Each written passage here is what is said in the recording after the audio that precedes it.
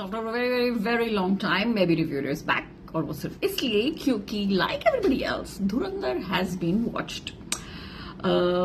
अब देखिए, जब मैं भी रिव्यूअर कम्स बैक इन मी ना, तो वो बिल्कुल भी फिल्म को या किसी भी सीरीज को एज अ टेक्निकल साइड, उसका इंटेलेक्चुअल एस्पेक्ट बिल्कुल भी नहीं देखता। I just go and watch films और watch series as an audience.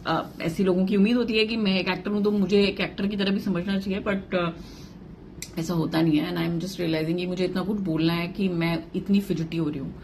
तो अगर मैं अपने एज एन ऑडियंस बात करूं तो आई थिंक फिल्म का हीरो मेरे लिए है फिल्म की casting. Like every single character इतनी बढ़िया तरह से कास्ट किया गया, मतलब बढ़िया इन द सेंस कि एक्टर्स तो सारे ही अच्छे लिए गए हैं, but you know it's little surprising, it's little shocking to see people do अच्छा ये भी कर सकते, अच्छा मतलब फिल्म आधे से ज्यादा निकल गई, नहीं आधे से ज्यादा तो नहीं निकली, मतलब जिस पॉइंट पे संजय दत्त की एंट्री होती है, my mom who sitting next to me just turns around and tells me, अरे your friend where is he in the film, and let me tell you that she was referring to Gaurav Gera. Yes, till Sanjay Dutt entry my mom could not figure out who is Gaurav Gera. मतलब देख लो, इतनी अच्छी casting की गई है, इतना अच्छा काम किया गया है, and Gaurav has done it, मतलब ही लुक सो डिफरेंट। तो उसका श्रेय कास्टिंग टीम को भी जाता है, एंड उसका श्रेय डायरेक्टर को भी जाता है, और एक्टर को तो जाता ही जाता है। ऑल्सो जो एक इकलौता सा आइटम नंबर है फिल्म में, उसमें भी जो दो एक्ट्रेसेस हैं, क्रिस्टल डिसूजा एंड आयशा खान, मतलब they've done a good job. मतलब माय पॉइंट इज कि किसी ने सोचा ही नहीं था ना कि उनको आप आइटम नंबर करते हो देखो, एटलीस्ट मैंने तो नहीं सोचा था। तो वो it's a very different aspect of it. Every small role has been so well cast and they have maintained it.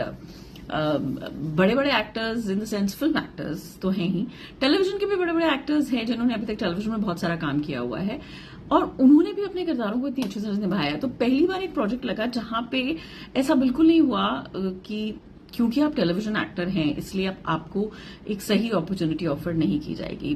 Being an actor myself, कितनी बार ऑडिशन कॉल्स आते हैं where they start the whole narrative by saying कि it's a small part. I don't know how to even react to it, because हमेशा ऐसा लगता है क्या कभी ऐसा नहीं होता कि कोई अच्छा पार्ट ऑफर हो सके, but that's deviating from the point, let's just cut that out. तो फिल्म की casting is the hero for me. I don't think they can get better than that. बहुत ही बढ़िया कास्टिंग है। नंबर 2 पे मेरे लिए आता है फिल्म का music, the background score and the music, the way it's played out in the story. मतलब म्यूजिक भी फिल्म का एक सॉलिड किरदार है। It is just taking the narrative to another level. बहुत ही बढ़िया, मतलब पूरी कहानी लगती है उसके साथ। और जहां तक स्टोरी की बात करें, आई थिंक ये हर हिंदुस्तानी को irrespective of you know our political और रिलीजियस लीनिंग्स, हमें ये कहानी पसंद आएगी, because it is something that those incidents have impacted us in so many years.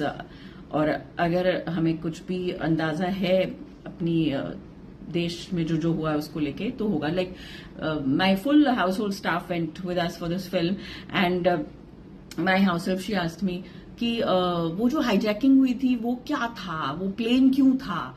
तो because she is young, I think she is around 22 और something, तो शायद उनको वो एस्पेक्ट नहीं मालूम, तो she felt a little lost कि ये क्या दिखा रहे हैं। But having said that, you know, they also like the film.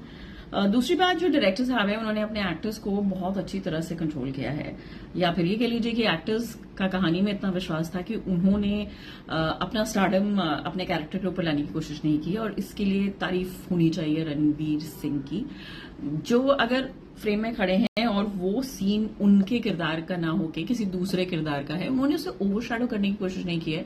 वो चुपचाप भी पीछे फ्रेम में खड़े रहे हैं। ऑफकोर्स मतलब उनका कोई पॉइंट ऑफ व्यू है, but you know he is not try to overpower the other actor, जो कि कई बार हमें सुनने को मिलता है दूसरे एक्टर्स को लेके। तो अब इसके लिए एक्टर डायरेक्टर दोनों की ही तारीफ होनी चाहिए। ऑल्सो मुझे ऐसा लगा ये जो फिल्म है ये वेब सीरीज की तरह शूट हुई है, जैसे इस सीरीज को एक बड़ा पर्दा मिला है, जो कि एक अच्छी बात भी है। And it's like you know it's been shot for 2 seasons with about 10 episodes each season. I am assuming कि सेकंड पार्ट में भी हमें चैप्टर 1, 2, 3 ऐसे करके देखेगा, तो दैट्स देयर। बट शायद इतना मटेरियल था कि उसे कंसाइज ही नहीं किया जा सकता था, वो भी एक दूसरा एस्पेक्ट है।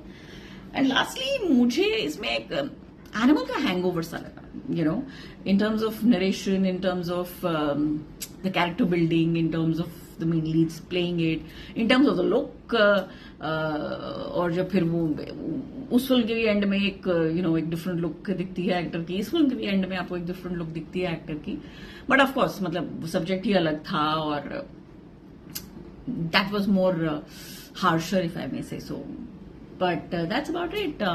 सो या, इफ आपने धुरंधर नहीं देखी है तो जाके देख लीजिए, और मैं भी रिव्यूअर ने क्या रिव्यू किया कि नहीं किया उसको भी आप रिव्यू कर सकते हैं, but all in all I think it's a very good film. I loved it as an audience. You will also.